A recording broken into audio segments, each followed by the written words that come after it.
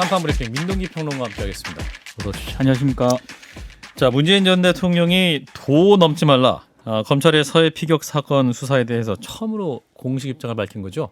그렇습니다. 윤건영 민주당 의원이 오늘 오후에 기자회견을 열었는데요. 검찰의 서해 공무원 피격 사건 수사에 대한 문재인 전 대통령의 입장문을 대독을 했습니다. 예. 검찰 수사를 정면으로 비판하는 그런 내용입니다. 당시 서해 사건은 대통령이 국방부, 해경, 국정원 등의 보고를 직접 듣고 그 보고를 최종 승인한 것이다. 당시 안보 부처들은 사실을 명확하게 규명하는 것이 불가능한 상황에서 획득 가능한 모든 정보와 정황을 분석하여 할 수 있는 범위에서 사실을 추정을 했고 대통령은 이른바 특수정보까지 직접 살펴본 후 그 판단을 수용했다. 이런 입장을 밝혔고요. 근데 정권이 바뀌자 대통령에게 보고되고 언론에 공포되었던 부처의 판단이 번복이 됐다고 지적을 했습니다. 예. 그러면서 판단의 근거가 된 정보와 정황은 달라진 것이 전혀 없는데 결론만 정반대가 되었다라고 비판을 했고요. 안보 사안을 정쟁의 대상으로 삼고 오랜 세월 국가 안보에 헌신해온 공직자들의 자부심을 짓밟으며 안보 체계를 무력화하는 분별 없는 처사에 깊은 우려를 표한다면서 부디 도를 넘지 않기를 바란다. 상당히 좀 강한 어떤 경고 메시지를 언급을 했는데요. 예. 검찰은 최근 서훈 전 청와대 국가안보실장을 이번 사건의 최종 책임자로 규정을 하면서 구속영장을 청구를 했는데 일단 문재인 전 대통령의 입장문 발표 후에 대통령실 핵심 관계자는 수사 중인 사안에 대해서 대통령실이 언급하는 것은 적절하지 않다. 이런 입장을 내놓았습니다. 예, 정보론 같은데 결론만 정반대인 상황을 우려한다라는 그렇습니다. 것이 핵심 내용인데. 자, 일단 문 전 대통령의 반응 어떻게 들으셨는지 진 작가님부터 짧게 말씀 주시면. 글쎄요, 지금 전직 대통령이 지금 이런 걸 가지고 입장을 표명하는 게 과연 적절한가 이런 생각이 들거든요.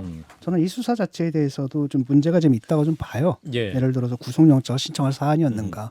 그다음에 당시 그것이 사실 정보 판단에서 좀 그릇된 판단이었고 정보 판단을 하는데 특정한 방향으로 약간 편향적으로 해석을 하면서 몰고 나간 측면은 있지만 그게 과연 구속영장까지 신청해야 될 그런 사안이냐 이런 부분에 대해서 조금 의구심은 있지만 조금 지켜보고 그 다음에 얘기를 해도 될 것 같은데 이렇게 되면 이제 뭐랄까 권력과 신권력과 구권력의 싸움 비슷하게 비춰지거든요. 예. 그렇게 처리할 필요는 없을 것 같습니다. 자, 김 소장님은? 근데 뭐 윤석열 대통령이 문재인 정부의 적폐를 청산해야 된다, 해야죠, 돼야죠라고 인터뷰까지 해가면서 이야기했던 흐름에는 지금 뭐 진 작가님의 해석과는 달리 문재인 대통령을 향해서 맹렬하게 달려가고 있는 중이라고 봅니다. 모든 사건들이 수사가? 그렇기 때문에 대통령이 이건 내 책임이니까 다른 사람들 괴롭히지 말고 나한테 와서 직접 물어보든가 아니면 하지 말든가라는 선언을 한 것이니까 뭐 준비가 근데 검찰이 여기서 물러설 리는 없다고 보거든요.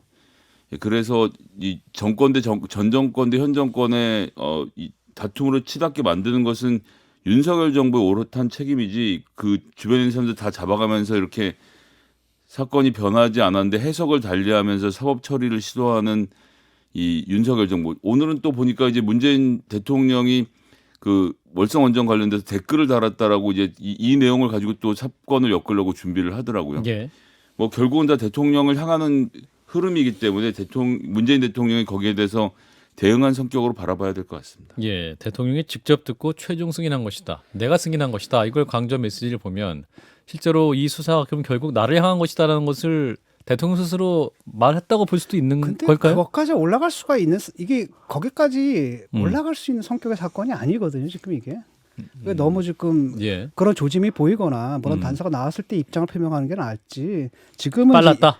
이게 사실 그 보수층의 뭐랄까 강성 지지층 등을 달래기 위해서 지금 그렇게 몰고 가는 건데 그게 뭐 사법이란 건 그런 게 아니지 않습니까? 분명히 확실한 증거라든지 예. 이런 것들이 있어야 될 사안이기 때문에 지금 너무 조금 성급하게 나오지 않았는가라는 생각이 들어요. 입장이. 예. 민동기 평론가 어떻게 보셨어요?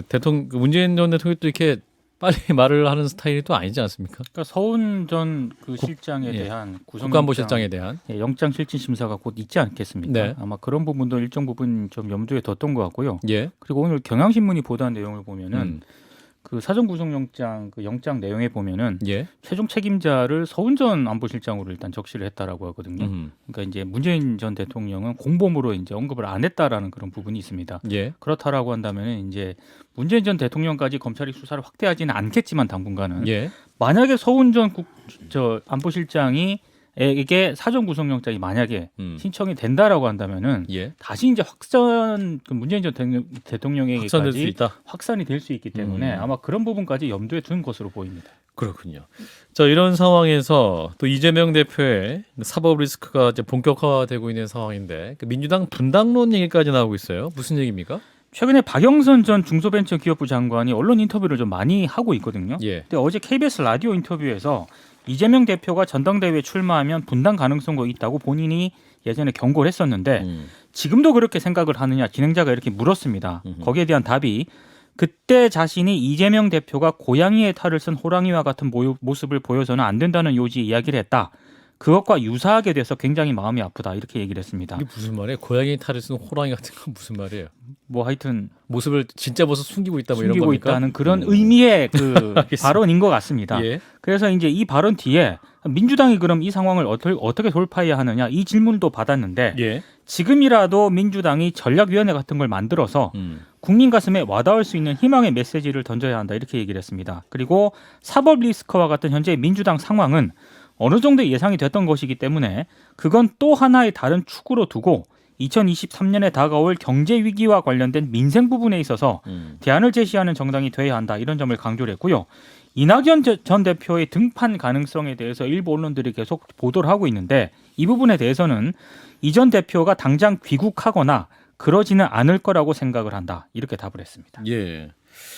자, 이제 이재명 대표가 개인뿐 아니라 이 당의 위기를 극복해야 하는 상황인데 지금 전략위원회 같은 걸 말씀하셨는데 이제 비대위원장 필요하다 그런 얘기 나오는데 그 비대위원장으로 박지원 전 국정원장의 이름이 나왔다고 하죠. 여기는 이제 크게 이게 무게가 싣는 그런 분위기는 아니고요. 아, 그런가요? 다만 정준호 공감포럼 대표라는 그 변호사분이 있는데 예. 이분이 최근 그 한 방송에 출연해가지고요. 최근 박지원 국정원장이 이재명 민주당 대표를 두둔하는 그런 발언을 하고 있는데 예. 이게 결국에는 박지원 전 원장이 민주당 비대위원장 자리를 염두에 두기 때문이다. 이제 이렇게 이제 주장을 했고 예. 이 주장이 이제 방송을 통해서 보도가 된 뒤에 이제 일부 언론들이 좀 주목을 해서 좀 보도를 한 것 같습니다. 예. 그래서 이제 실제로 그런 것인가 이런 부분에 대해서는 좀 상황을 봐야 될 것 같습니다. 공감 포럼 대표인데 공감을 많이 얻고 있습니까? 아니면 아직까지는 크게 공감을 공감을 얻지 못하고 있습니까? 대표가 있는데 무슨 비대위야. 그러니까요. 예, 공감 얻지 못하고 있습니다. 자, 일단 박영선 전 장관의 분당 가능성 거론. 자, 이 부분은 어떻게 보셨는지 신 작가님부터. 지금 당장은 아니겠지만 예. 사법 리스크가 이게 굉장히 뭐랄까 앞으로 어떻게 번질지 모르지 않습니까? 그렇죠. 그런데 지금 같은 경우에 이제 주요한 혐의에 대해서 검찰의 물증들이 지금 안 나오고 있잖아요. 근데 재판 과정에서 1개, 2개, 3개 이게 슬슬 나올 거라고 보거든요. 예. 그 중에 좀 확실하다 싶은 게 있다라고 한다면은 더 이상 이제 대표 방어는 힘들겠다 이런 판단들을 하고 거기서 떨구려는 움직임들이 있을 겁니다. 당내에서도 하지만 이제 그때조차도 계속 지켜야 된다는 흐름이 있겠죠. 근데 그런 경우에는 이제 분당 얘기가 나오겠지만 아직은 그런 얘기를 할 시점은 아닌 것 같습니다. 분당이 시기상조일 것이다. 자, 김성희 소장님은 예, 박영선 의원님께 죄송한데요. 예. 예, 크게 의미 있는 발언이었다고 생각하지는 않습니다. 예. 오늘 의미 있는 발언이 아닌 게 많이 있어요. 옛날에 나왔던 얘기를 분당론. 뭐 묻고 거기다 답변하는 과정을 가지고 이제 언론들이 분당 얘기를 소재로 한번 이야기를 끌어내고 싶어서 나온 이야기이지 예. 당내에서 무슨 흐름을 받고 박영선 의원이 판단해서 정치적 쟁점화를 위해서 한 발언은 아니기 때문에 큰 비중을 두지 않겠습니다. 예. 자, 박지원 전 국정원장 이제 비대위원장 설에 대해서 공감 못 하신다고들 말씀하셨는데 이제 그 입당계를 재입당하시려고 하지 그 승인 났습니까, 지금? 민주당 복당 신청한 민주당 거. 복당 신청까지만 한 걸로 예. 알고 있고 몰아서 한 걸 아직 안 돼서 우호적 입장을 보이시는 것은 예. 복당이 됐으면 하는 바람이 일단 왜 기본적으로 복당 사인 안 하냐? 이 생각하고요. 사인인 거지 비대위원장까지는 안 갔던 거죠 아직까지. 그리고 이제 이 예. 정준호 대표께서 이제 청년 그룹으로 민주당에 영입되어서 지지난번 두 번 총선 도전하셨던 광주에서 그러셨던 분으로 제가 지금 기억을 하고 있는데 예. 김경진 의원한테 아마 안 됐던 것이 한 번 있었고요. 여하튼 박지원 의원이 호남에서 가진 의미 등을 포함해서 말씀하신 거지. 예. 예, 박지원 의원이 혹시 거꾸로 들으면 박지원 원장님이 깜짝 놀라실 이야기가 아닐까. 아. 이것도 역시 마찬가지로 크게 비중을 둘 얘기는 아니라고 보여집니다. 아니 비대위가 나올 정도면 이재명 체제가 무너졌다란 전제거든요. 그때 그럼 비대위원장을 맡을 분은 친 이재명은 아니어야죠 당연히. 예. 그리고 이제 또 하나만 더 말씀드리면 정말 죄송하지만 박지원 원장님이 지금 그 민주당의 미래를 이끌 리더십으로 또 보여지는 것도 쉽지는 않은 일이라서요. 거기까지만 하겠습니다. 네. 두 분이 이렇게 말씀하시니까 저희 방송 출연 안 하고 계세요. 지금 전화 연결만 하고 있죠. 예. 아름다운 퇴장을 하시란 말씀이에요. 아름다웠어요. 예, 제 생각은 아닙니다, 박지원 의원장님. 알겠습니다. 자, 다음 소식. 본회의 이제 국회 개의를 두고 여야 원내대표가 오늘 만나 논의를 했는데 어떤 결과가 있었습니까? 합의에 도달하지 못했습니다. 오늘 국회 본회의가 열리기는 좀 어려울 것 같습니다. 예. 최근 좀 속보를 보니까요. 김진표 국회의장이 오늘 본회의 개의 여부에 대해서 여야 협의가 안 돼서 오늘은 좀 어려울 것 같다. 기자들에게 이렇게 얘기를 했다라고 하거든요. 예. 근데 지금 주호영 국민의힘 원내대표하고 박홍근 더불어민주당 원내대표가 오늘 회동을 했는데 합의점을 찾지는 못했습니다. 예. 주호영 원내대표 얘기는 박홍근 원내대표가 오늘 본회의를 열어서 해임 건의안을 보고해달라, 이상민 장관 해임 건의안을 보고해달라고 요청했고 예. 국민의힘은 오늘 상정한 안건이 없고 의사일정 합의가 되지 않았기 때문에 오늘 본회의를 열어서는 안 된다라고 의장님께 강하게 요청을 했다라고 입장을 밝혔고요. 예. 반면에 박홍근 민주당 원내대표는 본회의 열어줘야 한다. 그리고 국민의힘이 법안 처리도 안 하고 본회의도 안 하는데 그걸 그냥 가만히 계셔야겠냐. 본회의를 열어야 한다라는 점을 계속 국회의장께 강조를 했고요. 예. 특히 박홍근 원내대표는 정기국회 본회의 일정은 정기국회를 시작하면서 여야 지도부가 합의하고 의장도 공지한 사항인데 합의된 의사 일정은 당연히 지켜야 한다 이런 점을 강조를 했습니다. 예. 원래 본회의가 예정됐던 시각은 오늘 오후 2시인데요. 김진표 국회의장이 본회의를 소집하지 않으니까 민주당 의원들이 의원총회를 하다가 이걸 중단을 하고 의장실에 항의 방문하기도 했습니다. 예. 그래서 6시에 속보 나온 건 박홍근 원내대표가 본회의 무산된 건 국회의장의 월권이다. 네. 권한 남용이다. 이런 입장을 보이기도 했네요. 자, 그런데 또 묘하게 어젯밤에 주호영 국민의힘 원내대표가 그 대통령과 관저에서 만났다는 보도가 있었는데. 네. 윤 대통령이 어제 민주당이 제출한 이상민 장관 해임 건의안하고요. 예산안 국회 통과와 같은 당내 현안에 대해서 주호영 원내대표와 의견을 나눈 것으로 일단 알려지고 있습니다. 예. 윤 대통령이 주호영 원내대표를 초청한 건 지난달 25일 국민의힘 지도부와 3시간 20분 동안 관저 만찬을 가지지 않았습니까? 그렇죠. 이제 5일 만인데 당시 지도부 만찬 때 윤 대통령이 주호영 원내대표에게 뭐 선배라 칭했다 이런 보도가 있었는데 사법시험 선배입니까? 그런 것 같습니다. 예. 네. 어쨌든. 네. 그래서 뭐 여러 차례 뭐 주호영 원내대표와도 차례로 포옹을 하고 일일이 손을 잡으며 도와달라 이렇게 말을 한 것으로 지금 보도가 되고 있는데 예. 5일 만에 다시 불러서 만남을 가졌기 때문에 언론들의 해석은 주 원내대표가 당내 현안을 잘 풀어갈 수 있도록 힘을 실어준 것이다 이렇게 해석을 좀 하고 있습니다. 대통령실 고위 관계자는 대통령 비공개 일정에 대해서는 일일이 언급할 수 없다 이렇게 언급을 하면서도 회동 사실 자체를 부인하지는 않았습니다. 그렇군요. 자, 일단은 여야 대치 상황 좀 출구는 안 보이는 상황인데 어떻게 풀어야 될까요? 자, 진 작가님부터 말씀 주시죠. 잘 풀어야죠. 잘 풀어도 어떻게 잘 풀 수 있을 것인가? 그거 제가 알겠습니까? 의장님이 잘 하셔야 될 것 같고. 의장님이 지금 벼랑 끝에 몰리신 것 같아요. 그러니까 과거와 같은 그 정치가 좀 사라진 것 같거든요. 정치. 과거에 이런 일이 있으면은 또 밤에 또 만나기도 하고 술도 같이 먹고 밥도 먹으면서 얘기 좀 하고 줄 건 주고 받을 건 받고 이런 과정들이 있어야 되는데 그렇죠. 지금 상당히 그 이념적으로 대립한다 그러나 예. 지면 밀린다 이런 기세로 좀 부딪히기 때문에 예. 본인들도 좀 깝깝할 것 같거든요. 사실 이기는 게 아니잖아요. 국회에서는 이기는 게 아니라 너랑 나랑 생각이 다르고 이해관계가 다르고 그럼에도 불구하고 함께 할 수 있는 최소선 합의할 부분을 찾자 이렇게 돼야 되거든요. 근데 지금은 그게 아니라 무슨 싸움하듯이 덤비기 때문에 예, 그러한 출구가 잘 안 보입니다. 합의가 실현이 안 되네요. 예. 그러니까 그 합의 자체보다는 뭐랄까 전국 주도권이라든지 아니면은 그런 정략적 관점에서의 싸움들, 기싸움들 여기에 좀 주력하는 것 같아요.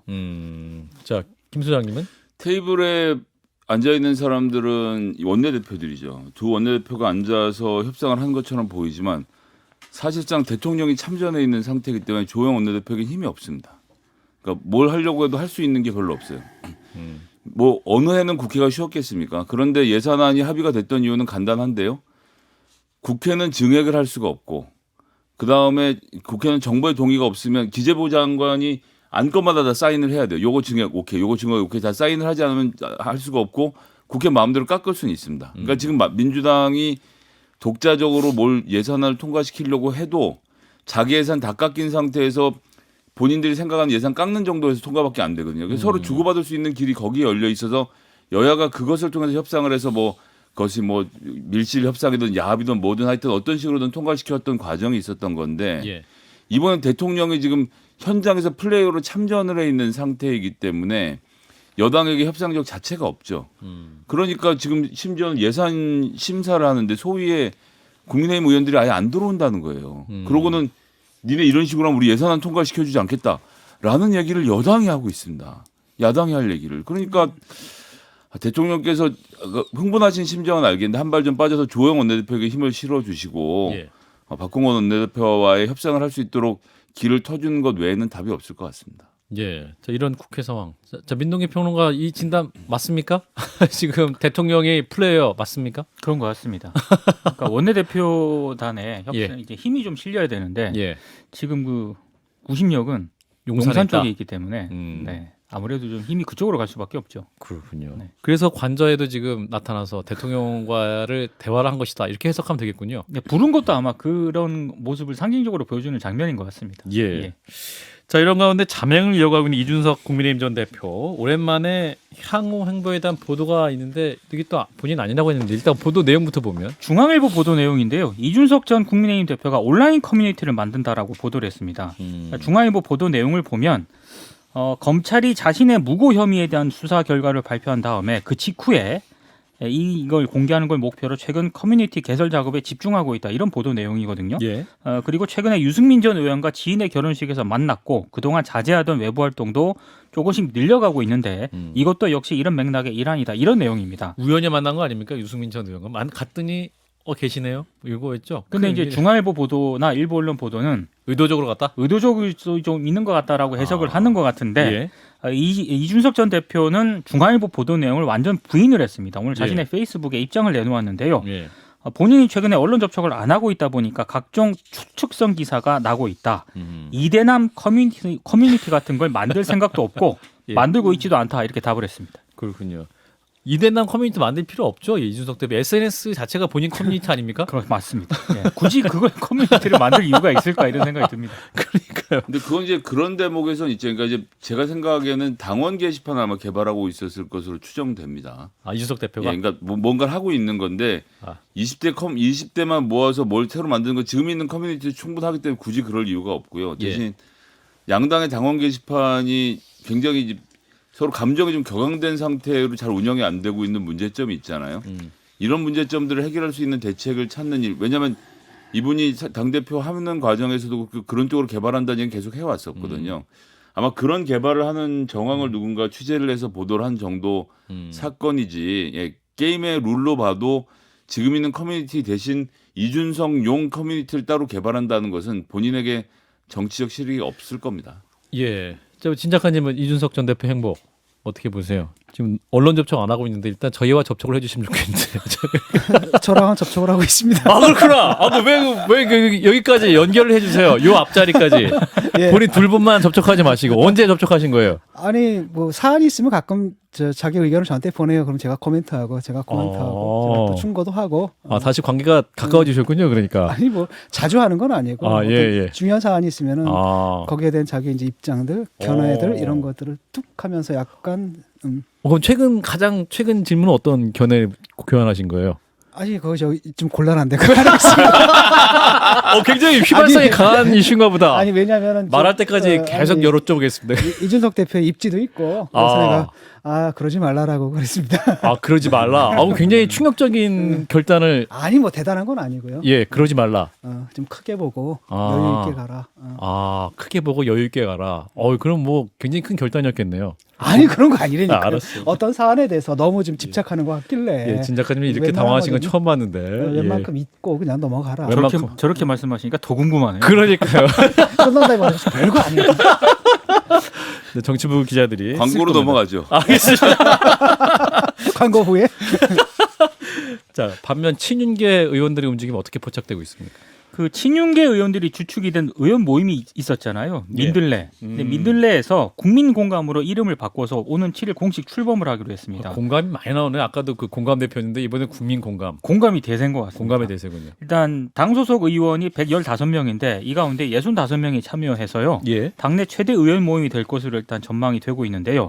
특히 모임을 주도한 이철규 의원, 유력 당권 주자인 김기현 의원도 참여를 하고 음. 안철수 의원도 막판에 참여 의사를 밝혔다는 그런 보도가 있습니다. 예. 다만 권성동 의원은 참여하지 않은 것으로 알려졌고요. 아하. 친윤계 핵심으로 활동해왔던 장제원 의원은 추후 참여 여부를 결정할 것으로 보입니다. 예. 7일 첫 모임에서는 103세 철학자 김영석 교수를 초청을 해서 정치가 철학에게 묻는다 이런 주제로 강연을 듣고 토론도 진행할 예정인데요. 예. 근데 아무래도 공부 모임 형태로 좀 출범을 하긴 하지만 내년 3월 초로 가닥이 잡힌 전당대회 있지 않습니까? 예. 이 전당대회가 한 3개월 정도밖에 안 남은 시점이기 때문에 당권 구도의 변수가 될지 좀 주목이 되고 있습니다. 당초 그 민심드로 본래를 줄여서 민들레라는 그런 이름으로 출발을 했는데 최근 이태원 참사 희생자 명단을 공개한 그 매체 이름이 민들레였지 않습니까? 그렇죠. 그 같다는 이유 등으로 이름을 바꾼 것으로 전해지고 있습니다. 예. 자, 국민 공감 이제 공모임 출범한다고 하는데 이철규 의원이 최근에 그 부부 동반 모임에 갔던 분이기도 하죠. 네. 예. 그래서 윤핵관들의 모임이다. 했을 때 저부터 좀 오해도 받기도 했었던 것 같은데. 자, 진 작가님 이 모임은 어떻게 보세요? 이거 민들레가 아니라 용들레죠. 용들 용들래. 뻔한 얘기들을 그 쓸데없는 그 용은- 파벌 형성하고 또 이런 짓 할 텐데 에이구, 뭣들 하는 짓인지. 용심을 들어볼래 이겁니까? 당심이 지금 민심에서 분리되어 있잖아요. 지금. 예, 예. 그렇군요. 근데 뭐- 용산의 민심을 들어볼래. 근데 그 핵심적인 게 그 민심에서 분리된 그 핵심 사안이 예.